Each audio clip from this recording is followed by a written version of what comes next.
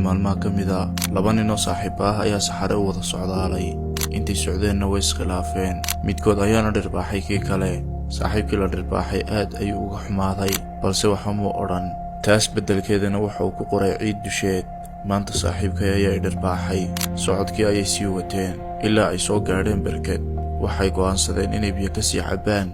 Si kadis ahna ninkii la dhirbaaxay ayay cagtu u siibatay. Biyihii ayaanu ku dhex dhacay oo uu haftay. Kamuu labayn saaxiibkii ee markiiba uu soo qabtay oo uu badbaadiyey. Markuu ka bogsaday biyihii, wuxuu ku qoray ninkii la dhirbaaxay dhagax. Maanta saaxiibkay ayay badbaadiyey.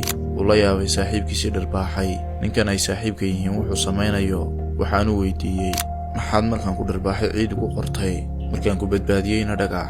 Saaxiibkii ayaa ku jawaabay, marka qof nagu qaaliyina dhibo, ciidda ayaan ku qornaa si ay u baabiisa dabaysha dembidhaafku, balse markuu wanaag noo sameeyo waxaanu ku qornaa dhagax. Halkaas oo aanay jirin wax dabayl ah oo ka masixi karta. Haddii aad xiisayso barnaamijkeenna, YouTube cusub ayaanu furnay oonu barnaamijyo xiiso leh kusoo tebin doono. Ha ilaawin inaad nagula saaxiibto. Waa ka brofaylka saarane.